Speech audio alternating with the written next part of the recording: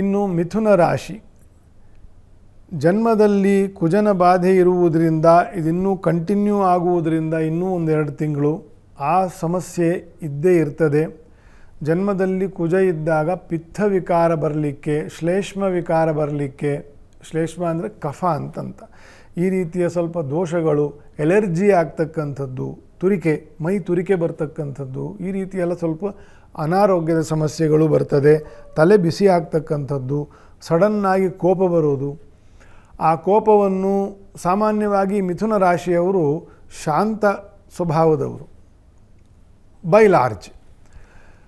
ಆದರೆ ಈ ಕುಜನ ಸಂಚಾರದಿಂದ ಏನಾಗ್ತದೆ, ಸ್ವಲ್ಪ ಪಿತ್ತ ನೆತ್ತಿಗೇರುವಂತೆ ಆಗತ್ತೆ. ಬಿಸಿಲು ಬೇರೆ ವಿಪರೀತ ಇದೆ.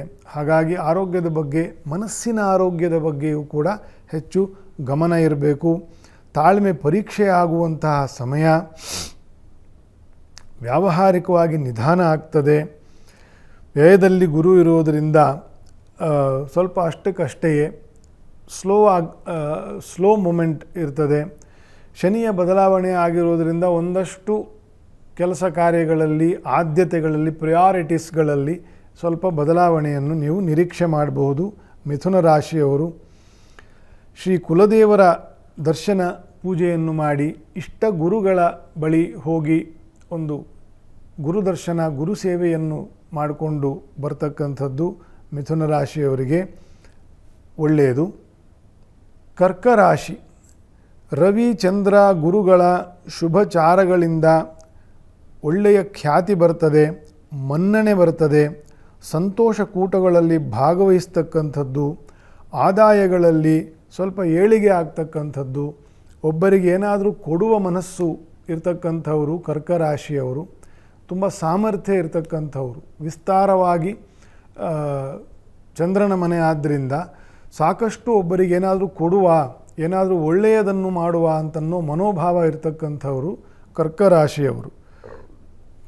ಹಾಗಾಗಿ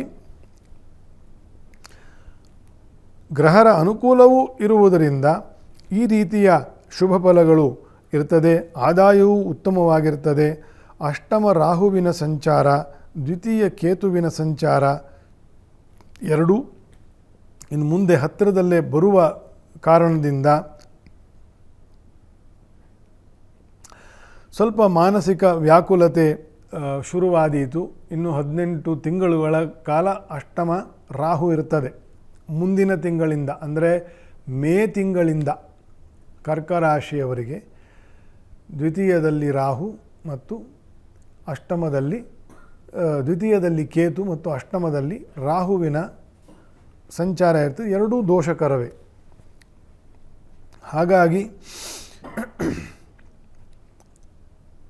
ಸುಬ್ರಹ್ಮಣ್ಯ ದೇವರು, ನಾಗದೇವರುಗಳ ವಿಶೇಷವಾಗಿ ಮಂಗಳವಾರ, ಸೋಮವಾರ, ಮಂಗಳವಾರದಂದು ದರ್ಶನ, ಅಭಿಷೇಕ ಸೇವೆ, ರಕ್ಷಾ ಪ್ರಾರ್ಥನೆ, ಪ್ರದಕ್ಷಿಣಾ ನಮಸ್ಕಾರ, ಈ ಸೇವೆಗಳನ್ನು ಭಕ್ತಿಯಿಂದ ಮಾಡಿಕೊಂಡು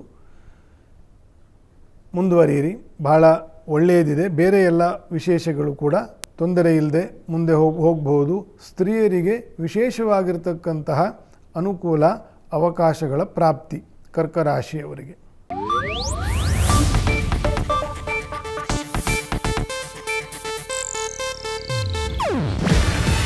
ಇದು ಏಷ್ಯಾನೆಟ್ ನ್ಯೂಸ್ ನೆಟ್ವರ್ಕ್ ಪ್ರಸ್ತುತಿ. ನೀವು ನೋಡ್ತಿದ್ದೀರಾ ಏಷ್ಯಾನೆಟ್ ಸುವರ್ಣ ನ್ಯೂಸ್.